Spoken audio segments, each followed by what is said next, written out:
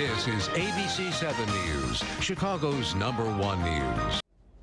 Senator Barack Obama's journey to Africa takes him to one of the poorest parts of the continent.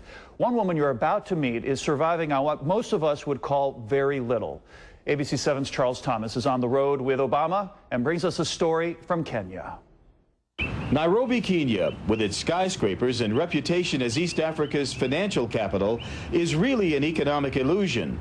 There is virtually no middle class here, and the masses of poor people live in some of the worst conditions on earth. That's why a Chicago bank has joined an international effort to try and make a difference.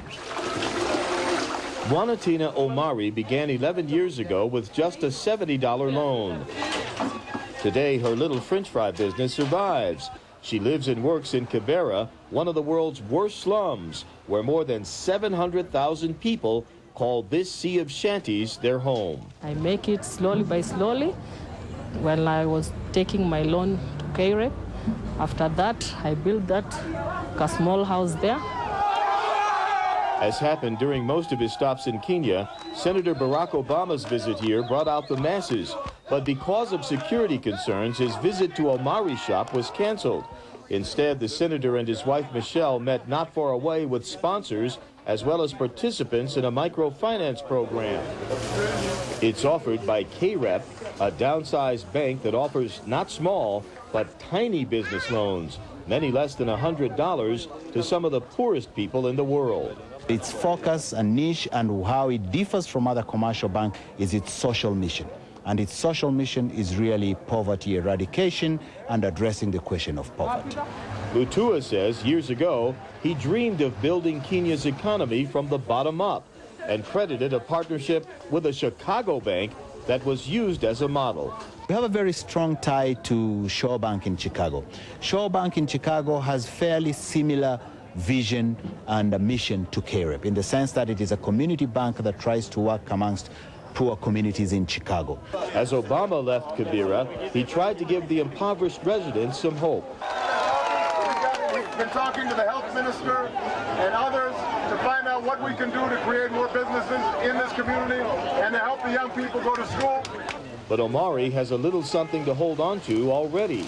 She's proud of the tiny shop that she believes has given her 4 children not only jobs, but also futures. My son, he said that he wanted to go to America to take more studies there. The program sponsors do not expect to end poverty quickly here in Kenya or in any other African country. The long-term goal is to make change possible for the next generation. In Nairobi, Charles Thomas, ABC 7 News. Charles will join us with a live report tonight at 10. You can also read about his travels with Obama on the internet. Check out his reporter's notebook at abc7chicago.com. Still ahead, weather is next. It was a perfect. CBS 2 News starts right now. A day after visiting his late father's family in rural Kenya, Senator Barack Obama is in the worst big city slum in Africa, Nairobi's Kibera. Security was extraordinarily tight for what was scheduled to be quiet meetings with anti-AIDS activists and others. But as CBS 2's political editor Mike Flannery reports, Obama got another wild welcome. Another day, another round of cheering crowds.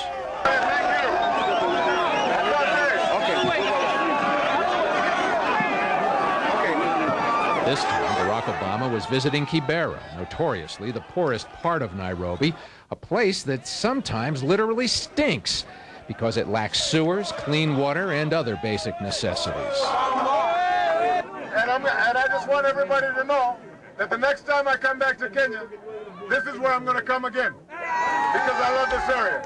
While this Kibera neighborhood here in Nairobi is often described as the worst slum in Africa, one of the points made today was that there is not an utter sense of hopelessness. Hope. Yeah, I think that ties America and Kenya together very closely. He spoke to dozens of Kibera slum dwellers who've started small businesses helped by loans as small as $5. Financed by the U.S. government and others, including $1 million donated from ShoreBank on Chicago's South Side. Obama told us he believes so-called microlending is one way to end extreme poverty plaguing the third world. Instead of just giving people hands out, what you need to do is give them access to capital. They'll figure out ways of making money. But we like him because he's our brother and we welcome him here. Yes, because he's our brother. Yes. And he have come here to help us. In Nairobi, Mike Flannery, CBS 2 News. And Mike will have more on Obama's visit to Kenya coming up at 10. Let's get a quick check of weather with Mary Kay.